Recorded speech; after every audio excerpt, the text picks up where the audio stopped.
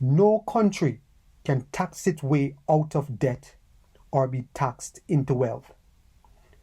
Drill baby drill is one of President Trump's favorite statements. Drill baby drill can also be seen as an example of extracting and managing the resources your nation is blessed with. Mismanagement of resources creates a decline in a nation's wealth. Listen to this dialogue between Kemi Badenoch and Prime Minister Keir Starmer.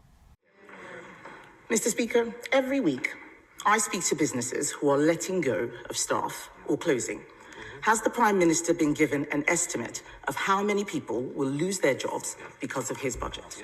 Mr. Speaker, in relation to businesses, I'm really pleased to say we've got thousands of new jobs into the economy. We've got more investment in the last 20 years, an absolute record. Wages are up higher than prices. 3 interest rate cuts, the best boost for the cost of living for a very long time. Mr. Speaker, the Prime Minister needs to get out more. Inflation is up, and estimates of job losses are between 130,000 and 300,000. Okay. His tax rises are hurting every sector of the economy. Things are getting worse for nurseries. Nurseries are writing to stressed parents right now, telling them that fees will go up because of his jobs tax. Can he explain how more expensive childcare is good for the economy or for working families struggling to make ends meet? Well, Mr. Speaker, we're putting in childcare. Look at the breakfast clubs, 2 in her constituency. Mr. Speaker, the Prime Minister is out of touch because he should know that nurseries are charging over £2,000 for full-time care. That's £24,000 a year after tax, and he's talking about 60p breakfast clubs. He has no idea what people out there are experiencing, and it is not just the families. Even councils must pay his jobs tax. To cope with it, the average council tax bill is increasing by over £100 in April, after he promised to freeze it. Hard-working families' money is going to the Chancellor instead of social care and fixing potholes. Why should these families pay more for less? And she asked about council tax, Mr. Speaker. The Tories put up council tax every year for 12 years.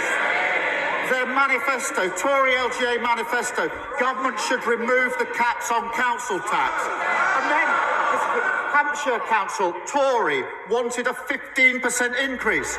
We said no.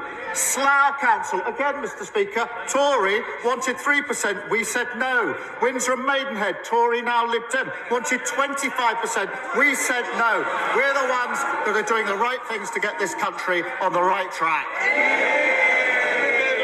Mr. Speaker, the point is he promised to freeze, and they are going up.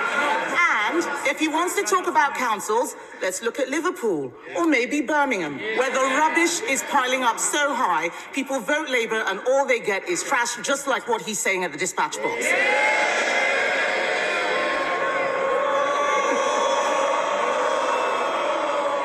People all over the country are suffering, not just in Birmingham. Millions of elderly people have had their winter fuel payments snatched away. At the same time, care home fees are set to go up by a devastating £3,000 because of his jobs tax. How does he expect pensioners on a fixed income to make ends meet?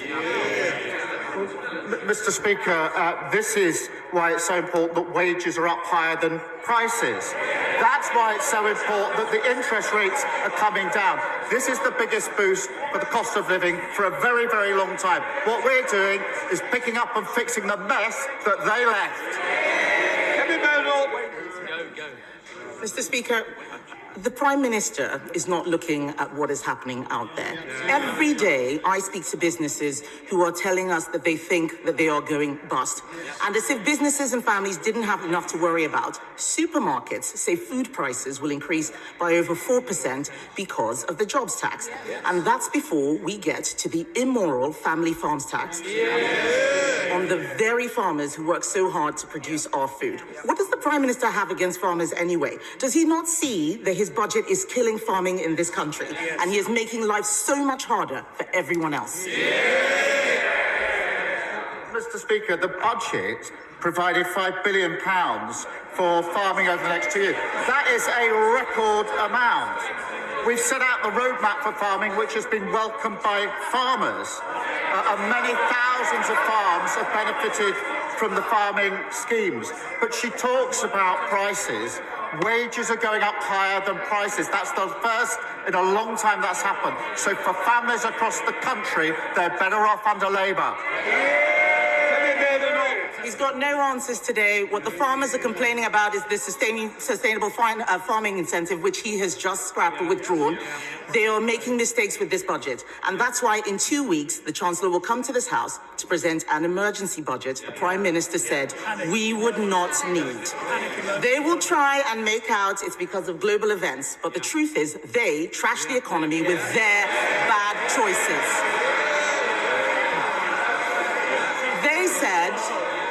They said they'd look after pensioners. Then they snatched winter fuel payments. They said that they would be pro-business, but they hiked taxes on jobs. And he, Mr. Speaker, he promised to freeze council tax, but it's going up by £100. This is a high tax, low growth, job killing government. Will he use the emergency budgets to fix the mess he's made? The way that leaders manage or mismanage their nation's resources determines the direction of the nation.